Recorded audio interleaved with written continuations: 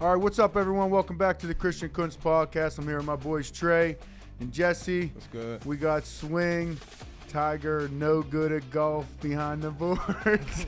I stole that line from Keon Coleman in his interview. I don't know if you guys saw that, his pre-draft interview. Tiger Hood. Yeah, he called himself Tiger, no good. I started dying. I had to steal that for Swing. He was putting in the back. But we're joined by a very special guest straight from Kankakee, Illinois, Jonathan Ward, Jay Ward. Give it up.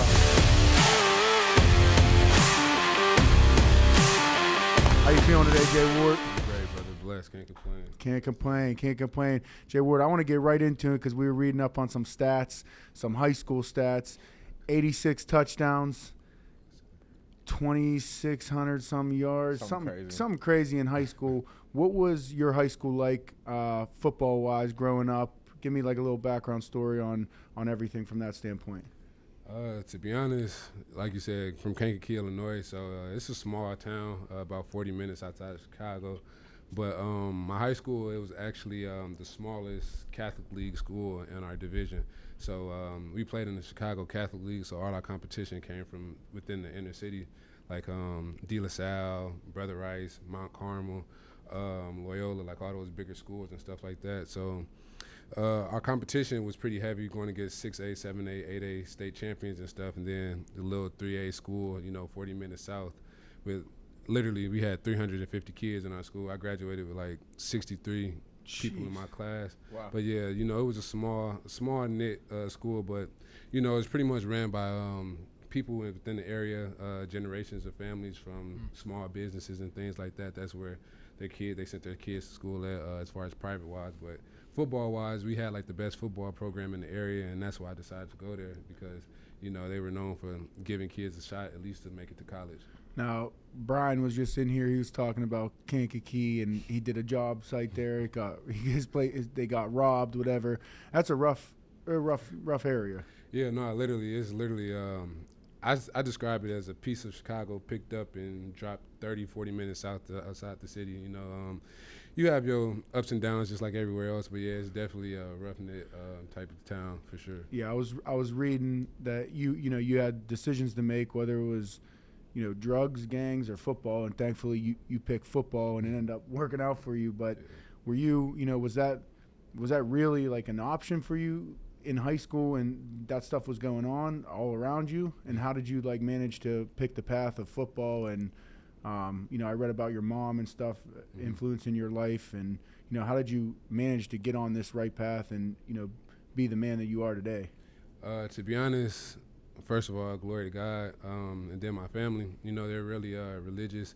I grew up with my great-grandparents. I didn't stay with my mom until I was like 12, 13.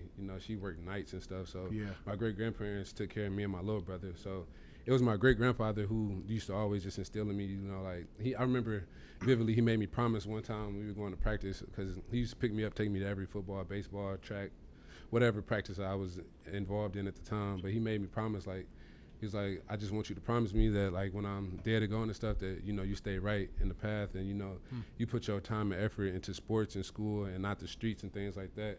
And like I said, I grew up literally right across the tracks from the projects. So all my friends and stuff grew up playing in the projects. We were playing basketball. I had seen a lot of stuff, been a part of a lot of stuff.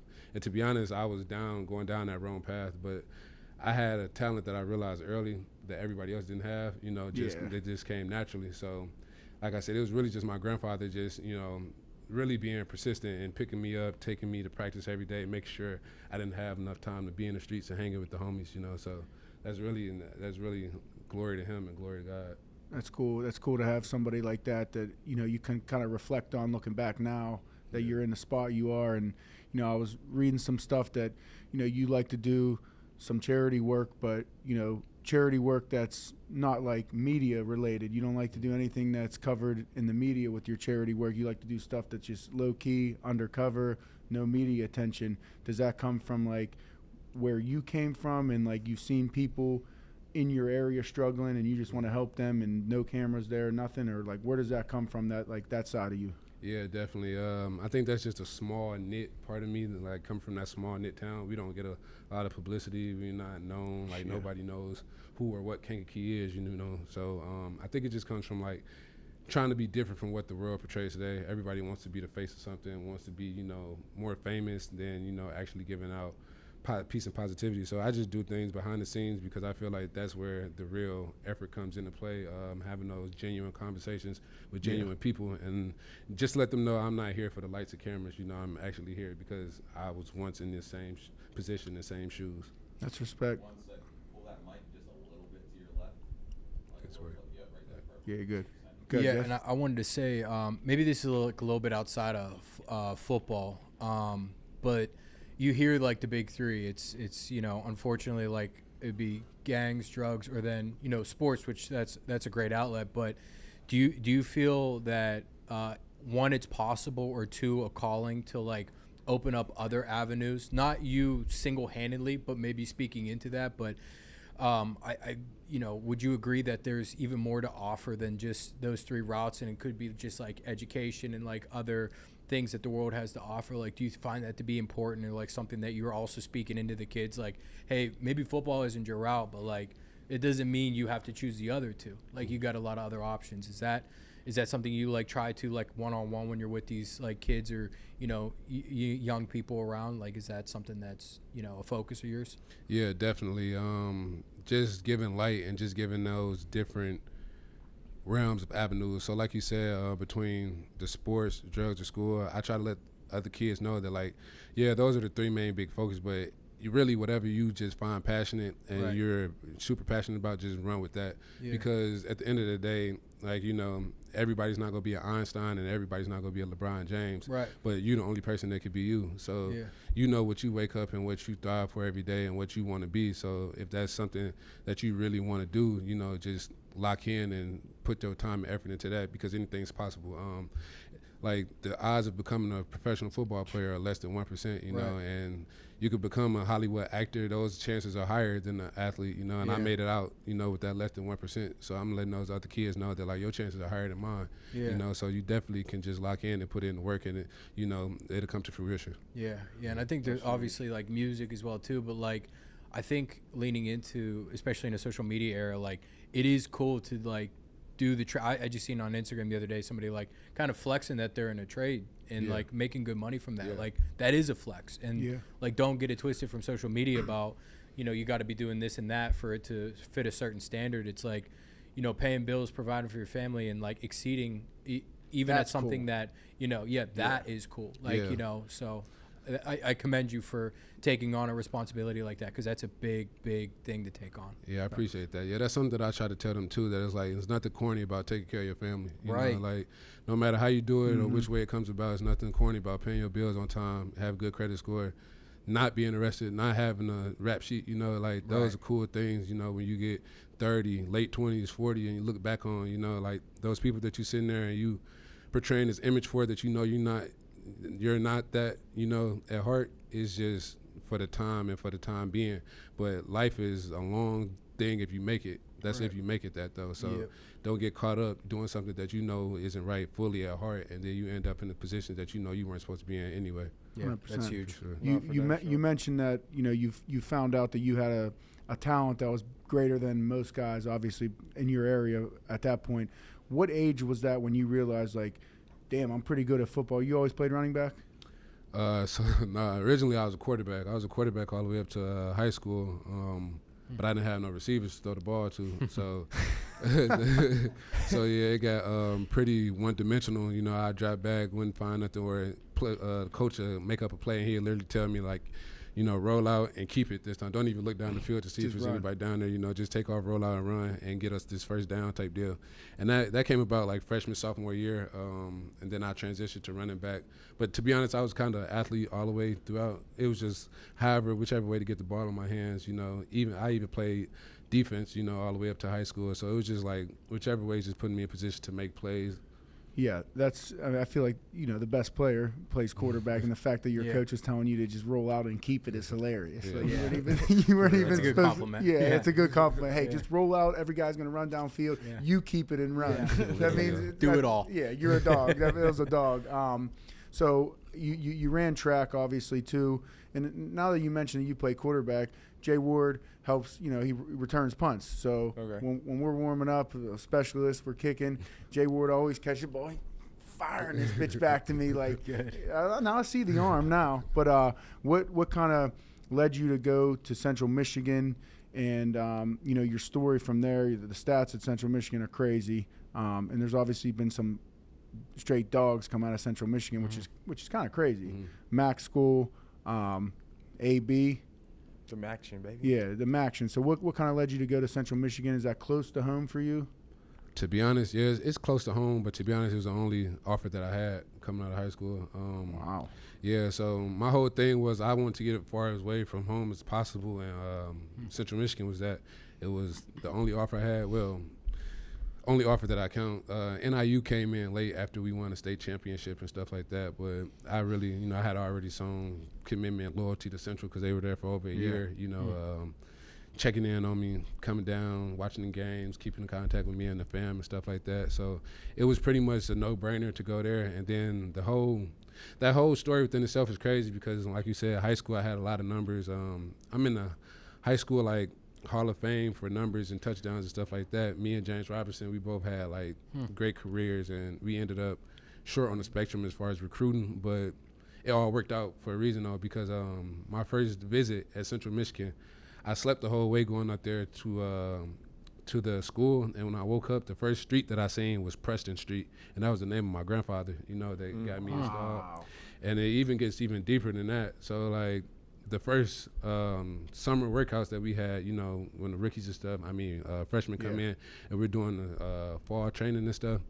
I keep saying rookies. The freshmen, we were showering in the back locker room, and then all the older guys, they had the main one, things like that. And the back shower was where the visiting locker room would be, and right underneath the cubby, you see throughout the whole entire room, you got all these old cubbies and stuff with name tags and stickers from the opposing team players, names being ripped off and put back home from different teams and stuff over the years.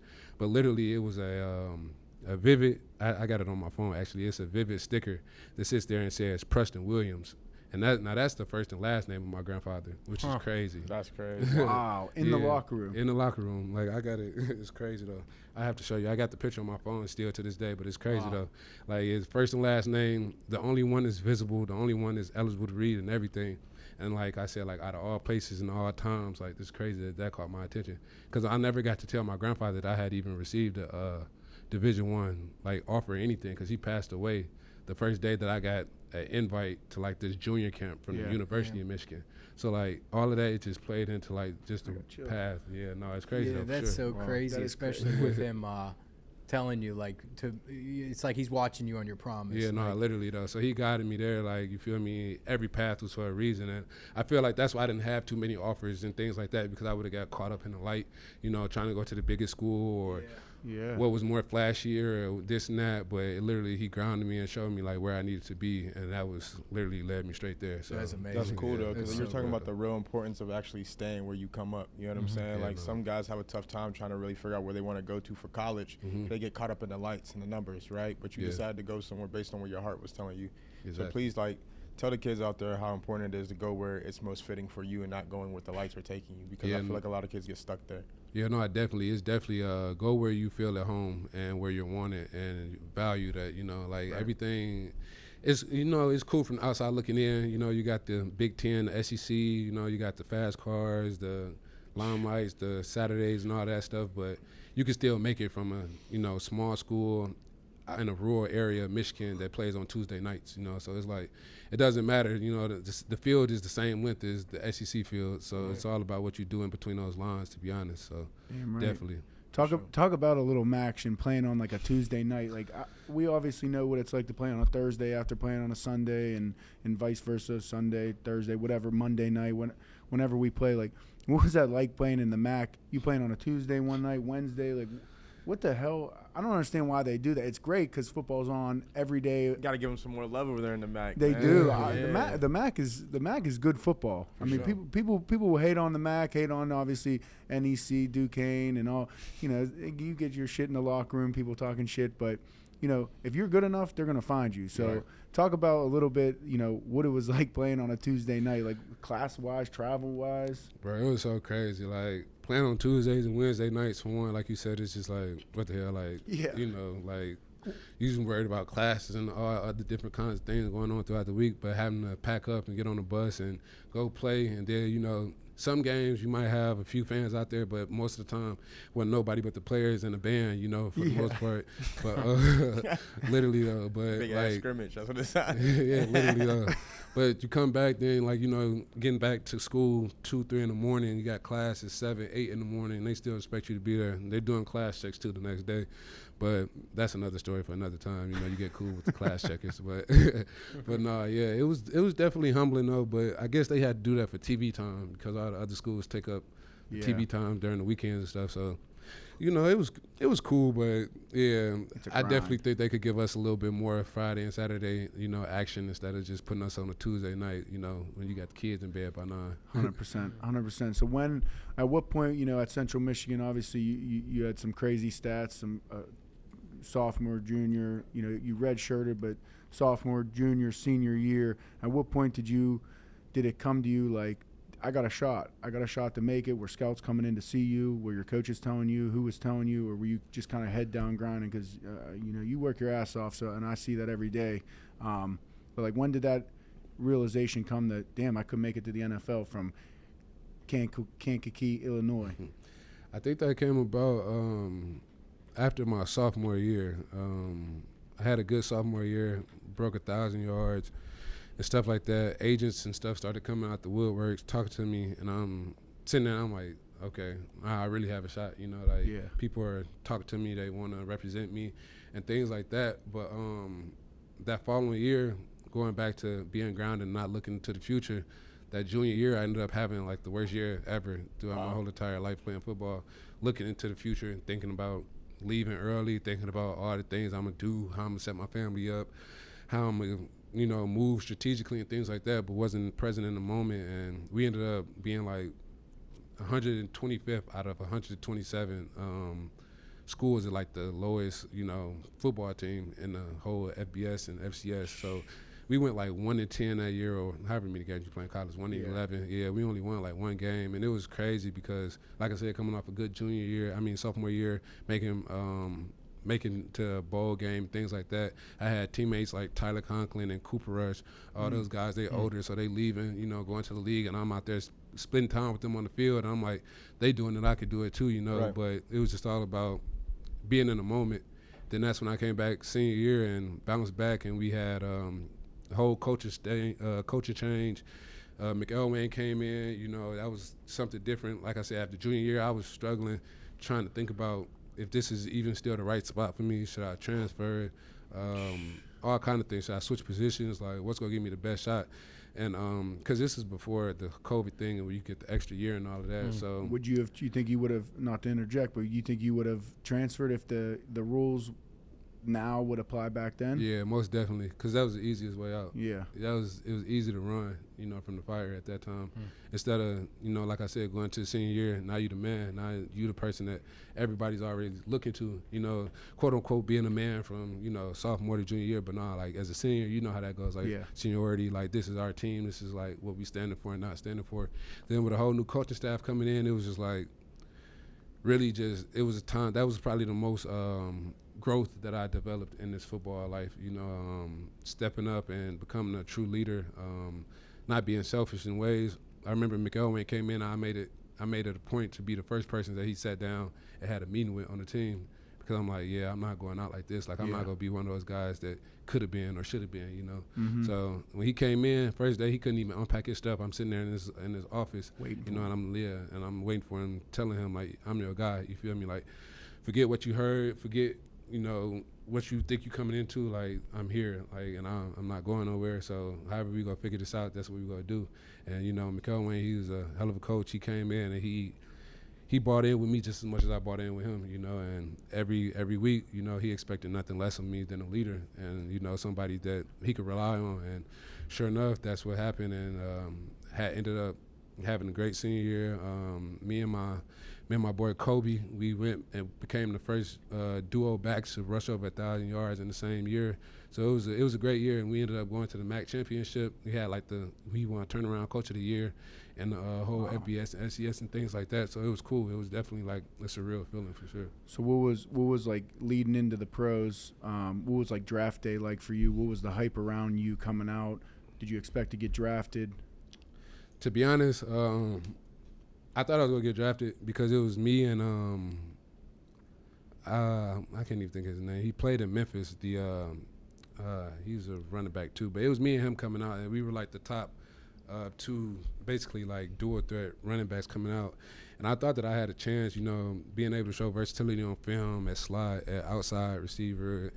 I had a few touchdowns passing in college, and then obviously running the ball. So I thought I had like a good shot, but then COVID came, so I didn't have a pro day, a combine invite, nothing, So luckily I made it off. I had interest, coming out from the NFLPA bowl game and stuff like that. Went out there in LA, had a good week. I won like practice running back player of the week and stuff like that. So that put me on notice with Arizona and other teams too after the draft. But we were going through that. The whole draft thing goes by, and I don't get a call. So at that time, I didn't know how it worked, So like, my phone literally died like 2 minutes after they picked the last guy to draft. So I'm sitting there and I'm just like, all this work, and stuff. I don't know like where it's gonna be or what it's gonna do. But lo and behold, I got a chance to go become a priority free agent for the Cardinals and stuff, and basically made the team through practice that year.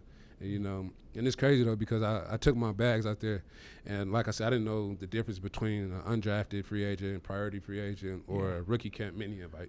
All I knew was that I just had a shot. I took everything I owned out there to Arizona, and I wasn't coming back. So. Damn, I love that. Literally. I like that. I love that because because lock the gates. I like that, Joe. No, literally though. Yeah, no plan B. You can't. Yeah. I mean, you can't have a plan B because the second you start thinking about a plan B, you ain't gonna make the team. Yeah, Like, literally. For sure. I mean, we see it with some rookies that come in year to year. I mean, you've been in the league for a minute now, so like guys come in and they want to buy a house or they want to get an apartment immediately, and people kind of have to sit them down and be like, "Yo, you got to wait till the end of August." Literally though, yeah, yeah, it's a long road. It's definitely you just don't get drafted and make the team automatically. It's definitely a lot more to it and a lot more preparation and work and turmoil that goes into it for sure. What was your biggest like learning curve getting to Arizona? You had Cliff Kingsbury there, offensive guru. Mm-hmm. What was like your biggest learning curve? Getting there as a running back. Like, what would you find that you were deficient in? I would say as a college running back coming to the NFL. I say probably like pass protecting, just like every other back. Well, I'm not gonna say every other back, but most backs. Yeah. Because when you coming out of college, you usually playmaker. In those key moments. Third and less than 4, even sometimes third to 36. Yeah, you handing the ball to your best player type deal. Yeah. So it was just coming down and learning that like pass pro is just as important as running the ball, which is something that my college coach used to always harp on and stuff like that. But when you get to the league, it's actually like, it's just not talk, Yeah. My coaches used to always say like, they're not going to put you in there to protect a $60 million quarterback no matter how good you can run the ball. So like, when I was coming into the league, I tried to be as rounded as a player as possible, best as possible. But that's something that I would say that I definitely probably locked in on and needed to know most, because I'm like, yeah, they could probably go find anybody to run the ball, but it's not going to be anybody that can pass, run, and catch all within that same energy and that same, passion. What about special teams? I love talking about special teams. I was just about to say that too. Like, that was the biggest thing, is playing special teams, and that's something that I took. Shout out to Chris Banjo and Dennis Gardeck.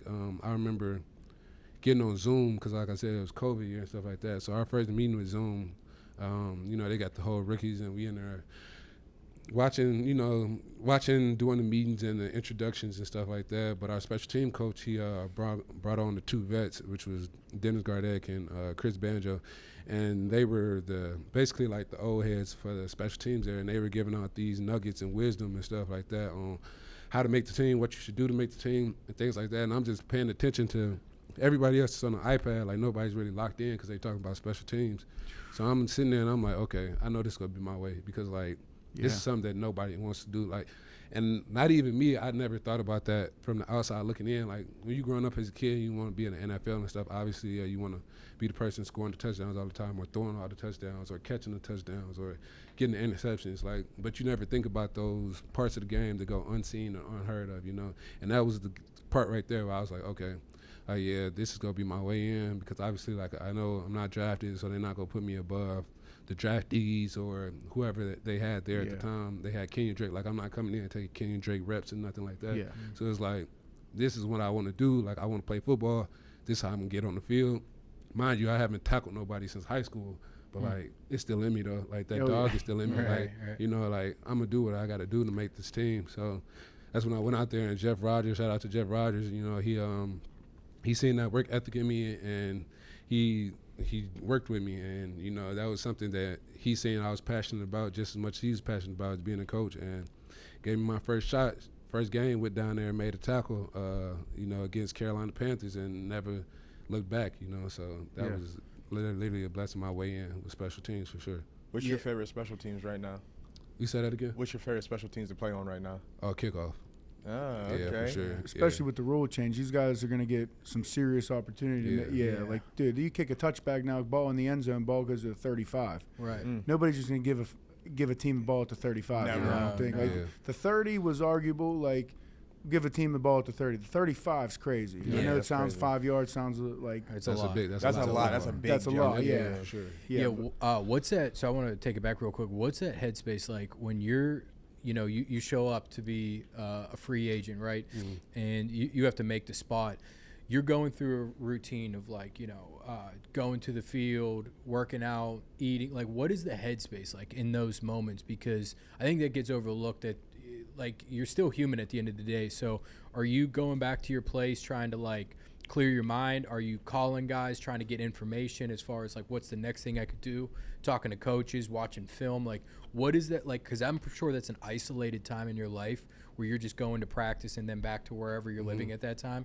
Probably doesn't feel like home, no family there probably. So what's that like? I think that's very overlooked in a unique situation that a lot of athletes go through that nobody ever talks about. Good question. Yeah, no, that's a good question. It's definitely trying times, and it's definitely that's definitely a mental block that most people don't talk about, is being alone or being, you know, isolated in those times where you need somebody to just hear you or just to give advice. But at the same time, you don't want to hear just any advice, because everybody's not going through that, or everybody doesn't know exactly to the extreme of what's going on. You know, even today, like, you know, I have some family and friends that from the outside looking in, they're like, this person should be in, or they should make that call, or you guys should do this, should do that. But it's like, it's so much more into it than that, you know. So really, it was just locking in with the older guys, seeing the guys that had similar paths to me. You know, like I said earlier, Chris Banjo, he came out undrafted, and he was going to like year 8, year 9 at the time. So I was like, okay, it's definitely possible to become like a 10-year player in doing this. So what are his, you know, what's his day-to-day routine like? You know, what does he do? How does he take this serious? Like, what does he really hone in on and take, you know, precision in? So I was just trying to study his game, get different gems from him, Larry Fitzgerald, you know, K1, you know, had J.J. Watt. We had all those guys that's been around, D-Hop, you know, I'm A.J. Green. I'm sitting there just talking to those guys. That's a crazy you know, list, boy. Yeah, literally. I'm getting, you know, getting praised by them by just working hard, and they just noticing, like, okay, who is this guy? Like, you feel me? And they coming up to me, introducing themselves. You know, I didn't want to be that fanboy, you know, that rookie fanboy. But when I was just working and just putting in the work, coming in to work day in, day out, not complaining about reps or where I'm at or what I got to do to get on the field, they respected that. And, you know, I earned my way. And it was guys like that and Chuck Washington that vouched for me when the time came to do, like, cuts and stuff. They were going up to the special team coaches and, like, we want him to play with us, like, you know. So it's like, well, no did he, but yeah, like.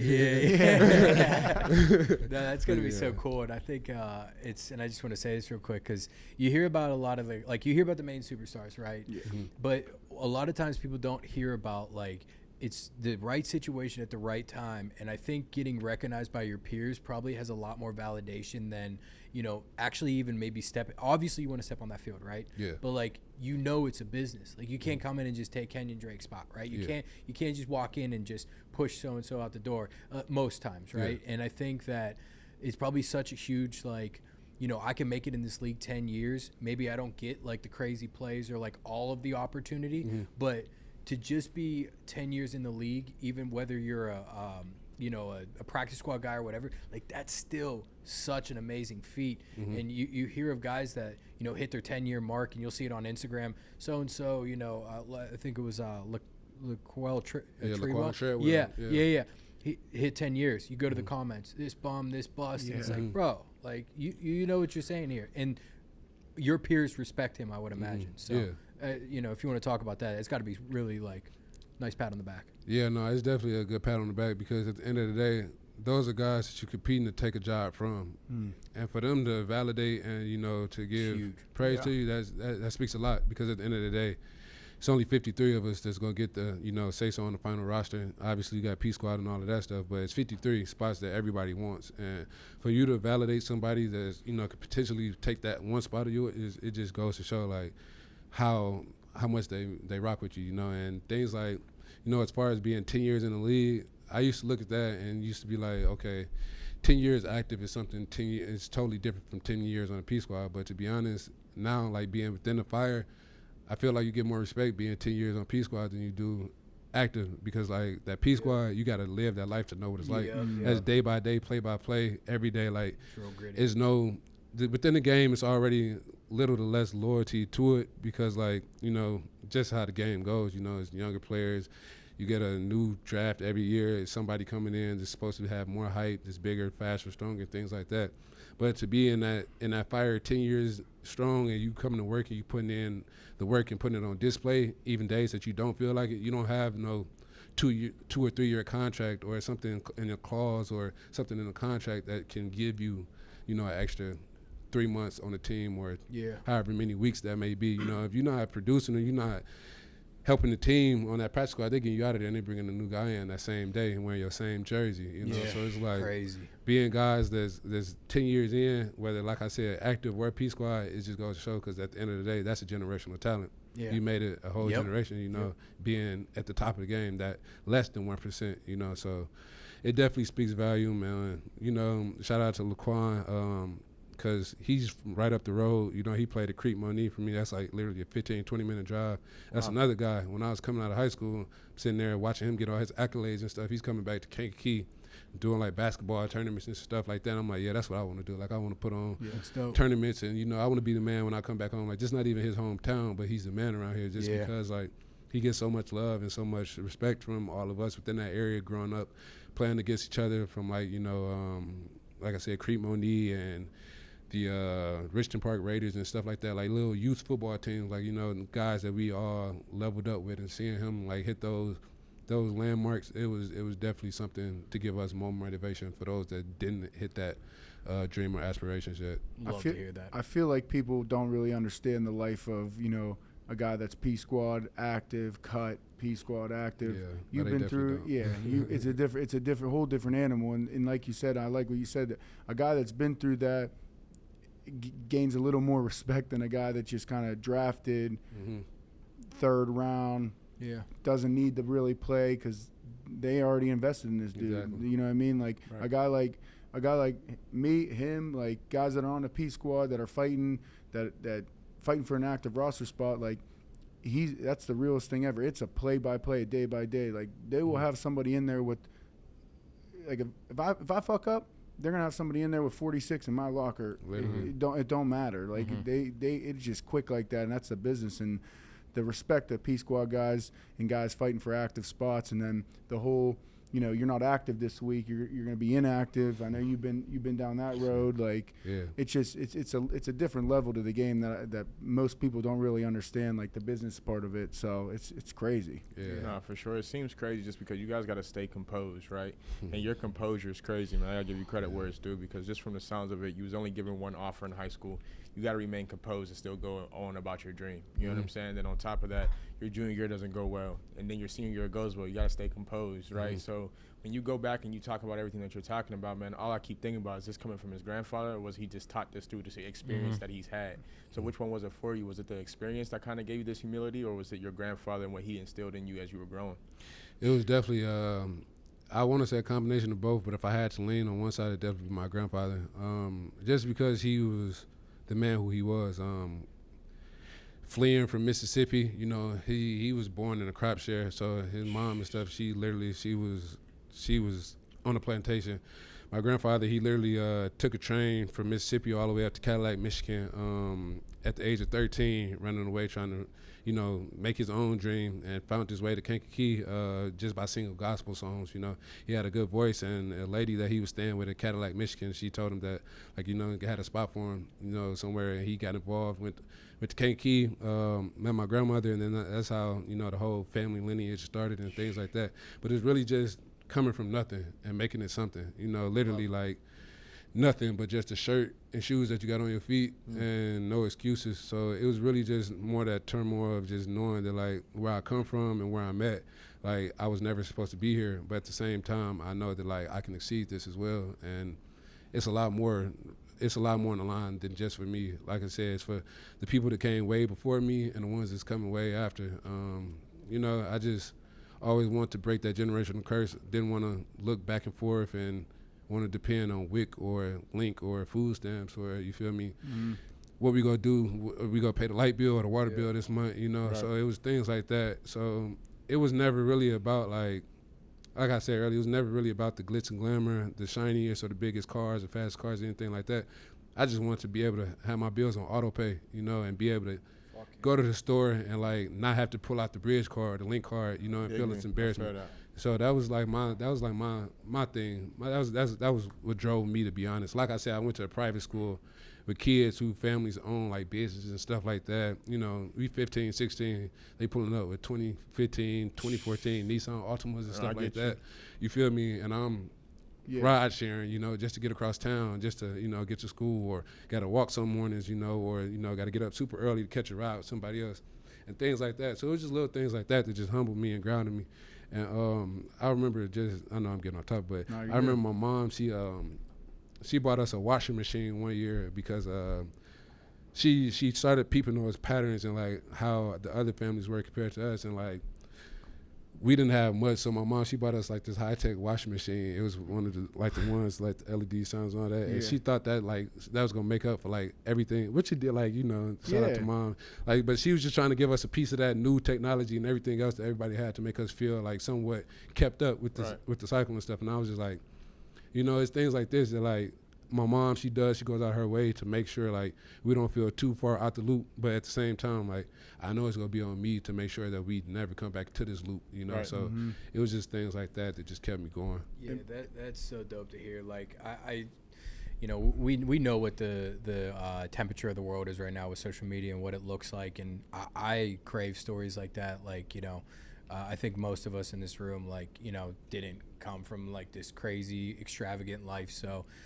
I've always been in so much support of the people that, you know, the appreciation that you probably have for even, you know, something that somebody doesn't pay attention to. And, you know, and I think that's that same hunger that you have, you know, with what life was before and what it still currently probably is, that you're fighting for. It's like to be able to, like, translate that into a sport and you know, be able to fight for your roster spot and be able to, like, actually do that. These stories are way more, like, this is what most of the world experiences. Like, most people don't have shit, right?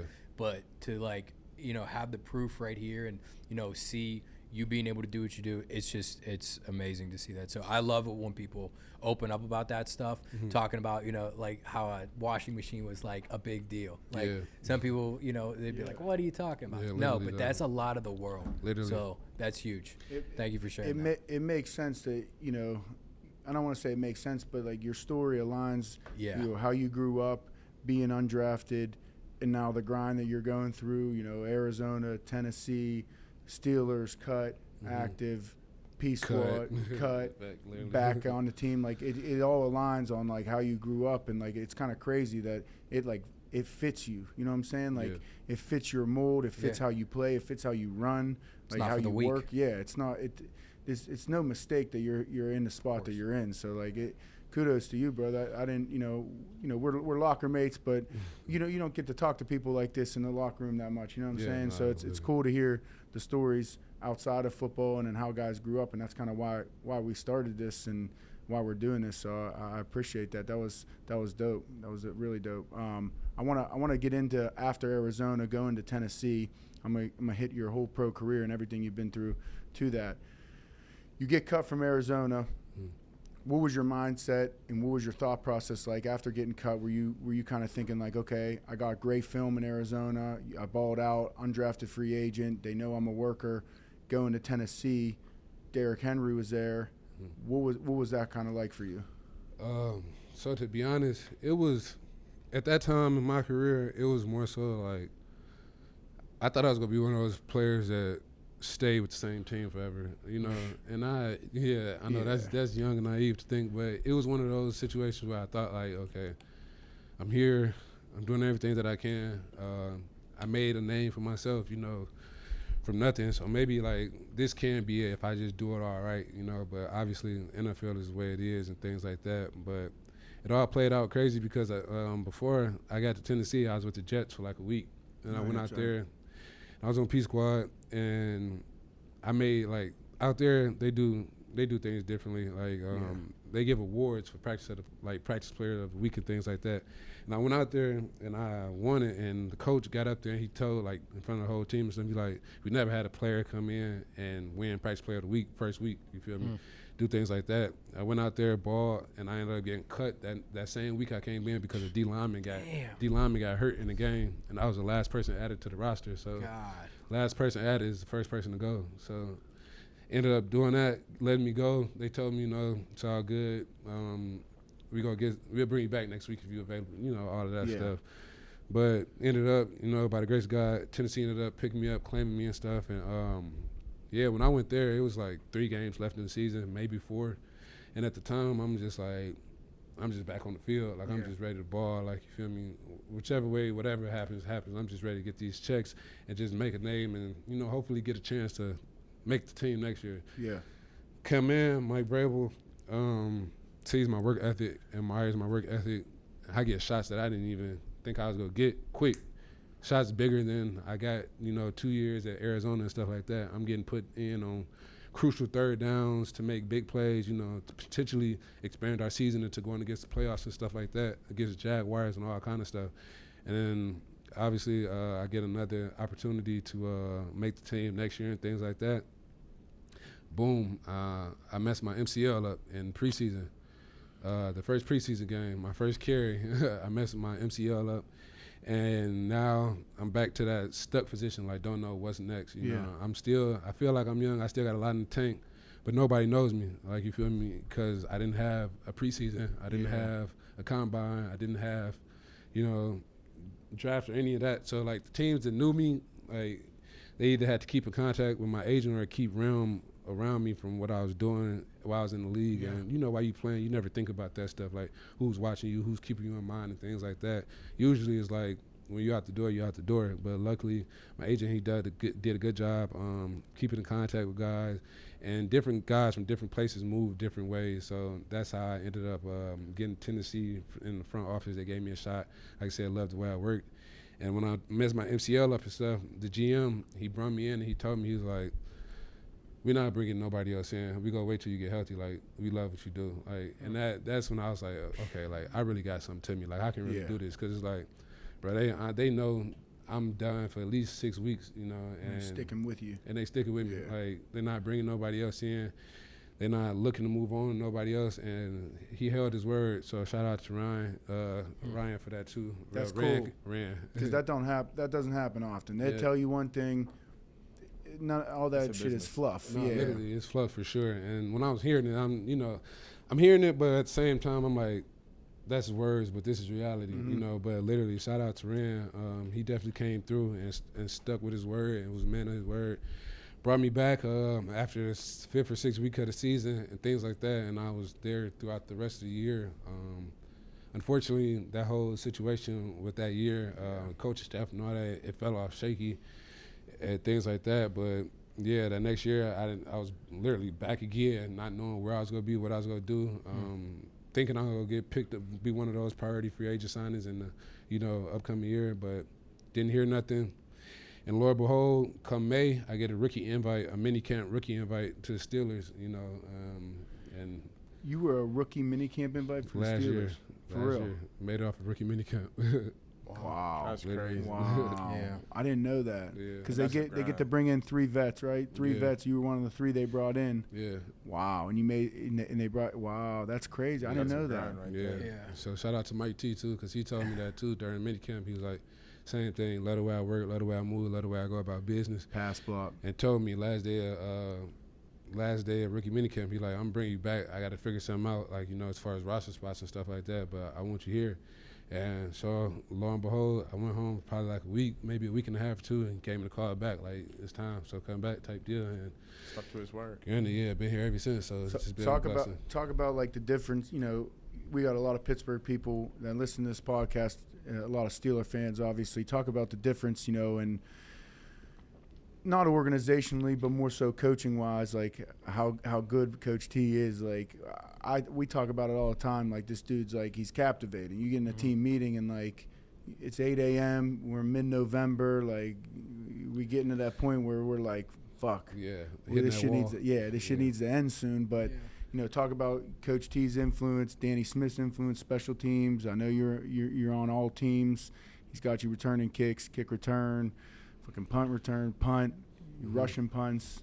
Like talk about the difference in, you know, Pittsburgh, the value of special teams, and you know everything you can do and not just carrying the ball. Yeah, literally though. That's something that Mike T always harps on. Really, the more you could do, the better. And skills relative to your position.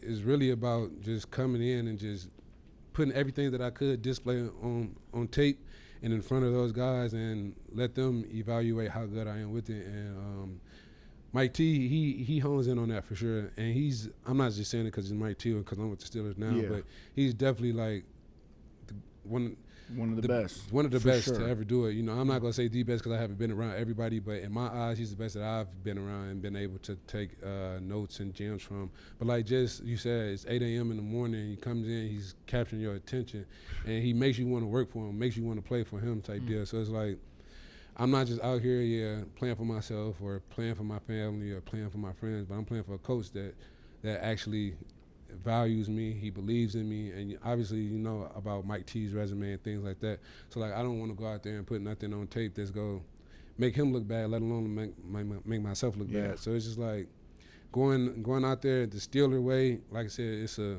blue collar city, it's a blue collar program. Like nothing's given, and you hear about the Steelers and all of that stuff when you not in the program, but when you get here, you realize that like this is really a close knit city, and like they riding for each other, like we riding all for one. Like black and yellow is what it like. That's all that matters around here. Like obviously, like this is the first city that I even paid attention to that all the sports teams had the same colors. color, man. Like, so it's like that just goes to show like that black and yellow it runs strong throughout Pittsburgh and obviously throughout the whole entire nation. We on the West Coast in Nevada, we playing Las Vegas. You think it's a home game because there's so much black and gold in the stands, you know, and it's just like Crazy. things like that. And then obviously Danny Smith. Got to give kudos to Danny. Man, 70 plus years old, but brings energy like he's in his early 20s. Every day demanding nothing but perfection from you, even though perfection is not going to be achieved in this game. But that's how he holds you to that standard, and he wants you to play like that. He wants you to play with your ass on fire. Like, you know, like, come on, like, get going, because that's just how he moves as a person. He's very business-oriented, and like he always says, every day is an interview, even for him. So, like, I take those tools and those gems and those nuggets that they throwing out in those meetings, and I apply that to not only my athletic life, but personal life as well, and how I go about everything. You know, I don't want to be second to none in anything. You know, like I feel like I've been second to none in my life in a lot of ways. So like if I control anything in my possession, I'm gonna give it 115, 20% every day that I can, because I don't want to be one of those guys, because I have been one of those guys on the outside looking in like, should I have done this more? Could I have done this better? Yeah. But at the end of the day, like the cards go fall how they lay, you know. But if you go out there and give it your all, then I can live and I can look myself in the mirror at the end of the day and just be like, okay, that's just how it was supposed to lay. That's just how it's supposed to play out. But yeah, no, I definitely admire Mike T and Danny for like just bringing those enthusiasm and those gems and that work passion and aggression. Even for Mike T, he's been in this for over 20 years. Every day he coming in like it's his first day. You know, like he'll tell you, like, he don't even know it all about the game, you know, but he's willing to still be a learner and still be a student of the game, and I respect that so much. Yeah, they're not hard to play for, you know what I mean? Like, obviously hard to make the team, but not hard to play for. You get behind guys like that in the locker room, and especially leading a team, like it's a little bit different. I haven't had the luxury to be with multiple coaches like you. I shouldn't even call it a luxury, but because I've only been practice squad a little bit and OTA sign, cut, and then made the Steelers, and I've only kind of seen Mike T operate during the season, but it's easy to play for, especially when we talk about that wall that we all hit, like hitting mid-November, late November, going into December, and that's when, like, I feel like our shit, like, picks up in Pittsburgh. Like, I know we had a skid last year, you know, we had a tough stretch, but, like, when December football hits, that's, like, when these guys, like, they catch their second win. No, literally. It's, like, kind of crazy. Like, Danny Smith comes in. Danny Smith's 70 years old. I mean, he has energy. Like, he demands perfection, and obviously that's impossible, but that was, you hit it right on the head, nail right on the head.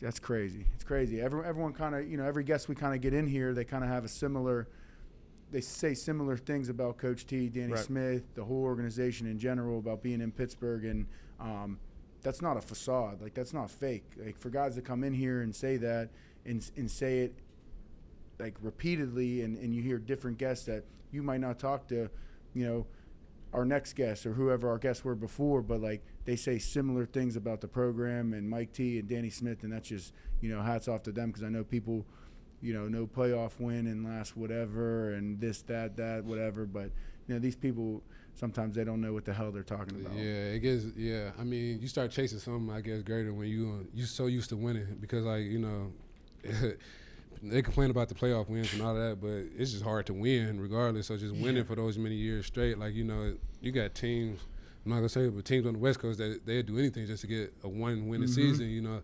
And just going back to Mike Tito, it's just different things, too, as far as, like, I've been a part of different organizations and stuff, but just to have a coach that cares as much about you as a person as you are a player, it isn't everywhere. You know, I've been places where, and it's different when I got here. Like, I was so used to being out of sight, out of mind type deal, where it's like, didn't really talk to coaches or the front office people, because it's like more so like that just wasn't the way that it was there, you know. But coming here, you know, you got guys and expected to have conversation, to have relationships with the head coach stuff. So that's something that it took me a while. Like, it took me a few months last year to get accustomed to that. Like, when Mike T would be speaking to me, just walking down the hall and stuff, you know, usually when coach is talking to you, it's something to correct something or to either get you up out of there. So, like, from my past experience, that's what it was about. So it was like just being able to have those conversations with the coach and not be on edge or on angst about, you know, what's next or what is this conversation about to be about. That just gives you even more notoriety about Mike T and, like, how Pittsburgh moves 100%. As an organization. You know? 100%. I wanna talk about, you know, a funny story. I'm sitting in my locker. This is last week, I think. You know, there's a bucket by my locker. We're locker mates. There's a bucket by my locker. I can't make this up. And I'm looking. I'm like, there's a lid on the bucket, and I'm like, why is this green bucket, you know, sitting in the locker room?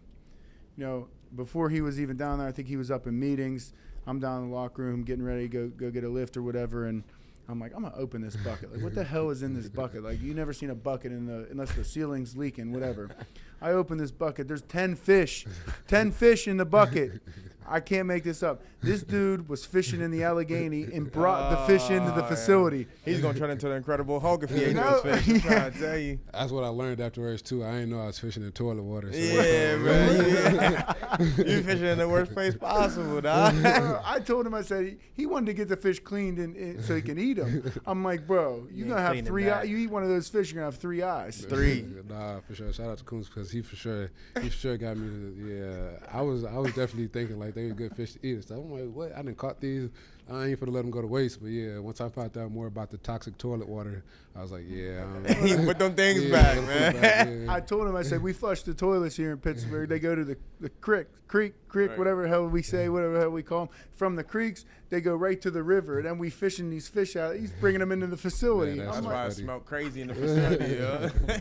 I'm Maybe like, that's the edge. Though. like, That's what takes you. Danny over. Smith came down, and I can't make this up. I go, look in that bucket. He's like, what the hell's in that bucket? I'm like, look in that bucket. He goes and peeks in that bucket. I said, Jay Ward went and fished these out last night. He goes, you gotta be kidding me. I'm like, I swear to God, he brought these fish and he wants them clean and eat. He goes, he better not eat that. He'll be sick for 3 months. Yeah. I'm For like, real, dude, though. that That's is funny. hilarious. Where were you fishing at?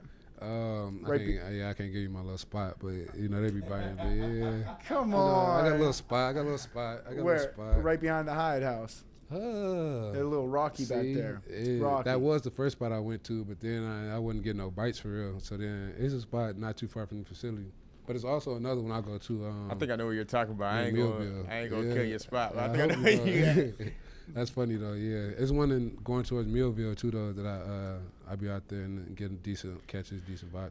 But I didn't even know. Like I'm still learning the rivers and stuff. But the one I thought that was the Allegheny, it was actually what is it? Monongahela. Yeah, but they all run together. They all mixed. It's all shit water anyway. Yeah, literally though. Just different shit from different areas. Literally Yeah. though. We grew up showering in that. That's funny. Us Pittsburgh people, we grew up. Listen, don't be shocked when you see people jumping in that water now. I'm just being honest. crazy. I ain't gonna lie, I jumped in it last week. I know you did. Yeah, I mean, I had to go bathroom. It makes sense. I was on a boat. I had to go bathroom. What was I gonna do? I jumped in the water. The amount of dead rats that you see in that water is crazy, yeah, right, bro. yeah, it's crazy. That's Yeah, why the fish be so big. You probably caught something big and was like, yo, this is crazy. Yeah, Yeah, no, he I'd ate have like caught some 5 big rats. catfish. Yeah, Yeah. already. Yeah, it was crazy. I'm like, yeah, whatever they're eating down there is definitely galactic waste because they down there growing for sure. Mondo burgers or something for sure.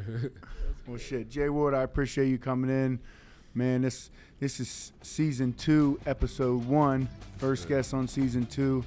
Again, I appreciate you coming in, boys. Thank you. This wraps it up. Like, share, subscribe, retweet, repost, reshare, all that good shit. Yeah, all that good shit on social media.